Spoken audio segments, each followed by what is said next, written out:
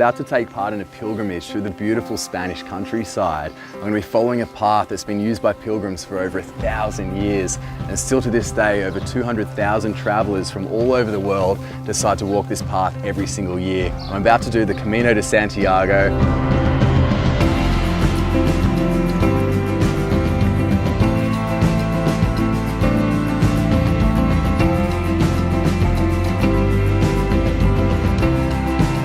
The Camino de Santiago is essentially a collection of old pilgrimage paths that have been traditionally used by pilgrims to walk from their homes across Europe to Santiago de Compostela, where it is believed that the remains of the Apostle St. James are entombed.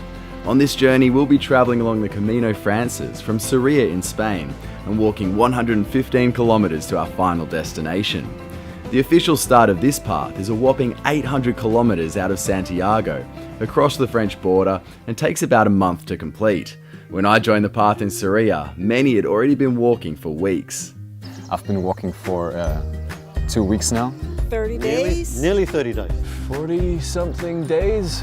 5 days. 23 days. 2 mesi e mezzo. 3 and a half. I walk about 6 months, all winter from Czech Republic. Since it is required that you travel at least 100 kilometres by foot in order to obtain your Compostela, the closest town you can start from on the Camino Frances and still gain this certificate is Sevilla, making it a very manageable but still quite challenging 6-day journey, walking between 4 and 8 hours per day. By bike, you must travel at least 200 kilometres. And while the roots of this pilgrimage are set deep in a Christian realm, you definitely don't need to be religious to benefit from this journey.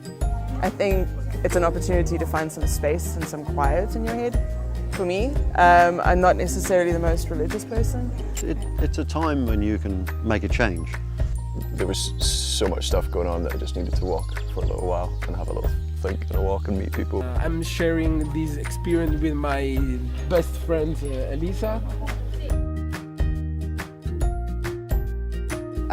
For my spirituality. A little bit of everything, spiritual, natural. I mean, it's so beautiful. Everything, I don't know, from the little flowers to the mountains.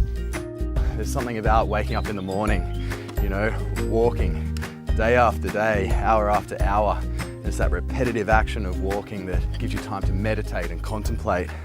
Not only that, but you go at a pace where you can really suck in all the sights, the smells, the sounds.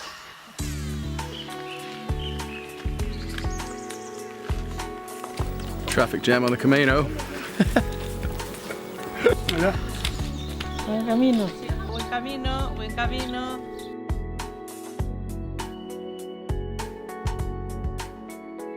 At the end of each day's hiking, you have a great quality private room and bathroom waiting for you, as well as a delicious local meal most evenings. That means no wandering around searching for a bed which could well be booked out, and the only snoring and smelly socks you have to worry about are your own. You will wake well rested to a delicious breakfast each morning before hitting the trail again. Each day you will have your bag transferred to your next hotel for you, meaning you don't have to carry anything with you other than your bare essentials, or in my case, my camera equipment. If our legs were tired, we wanted to go at a slower pace. If we felt energized after our 3 o'clock beer, we wanted to pick up the pace. And yet we wanted also to have the luxury of not having to carry all of our belongings on our back. So this has been a perfect balance of experiencing 110 kilometers, but also doing it with a nice warm shower and plentiful food. All you have to do is enjoy the ride and suck in the experience. And what an experience that is. Not only is the scenery and nature absolutely magnificent, but this path is one of the most culturally rich paths on the planet, boasting art and architecture dating back centuries and centuries. Then of course you have the delicious local food and culture, and each town will have their own unique delicacies and regional specialties for you to try. But the most impressive part of all are the people you meet along the way. Well, I started alone, but I've never been alone. Never, even one day. I think you walk with people, and in that time you get a chance to learn something from them or give them something. I think you skip the beginning phases of getting to know people and you immediately have something in common. It makes everyone equal in a way, and that's nice.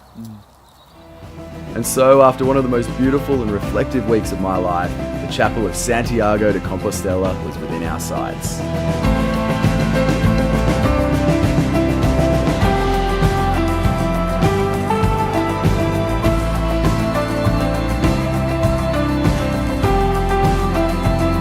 This marks the end of my Camino and many other people's Camino as well. Some people will continue on to the ocean, most people will fly home. As for me, I'm going to start planning my next adventure.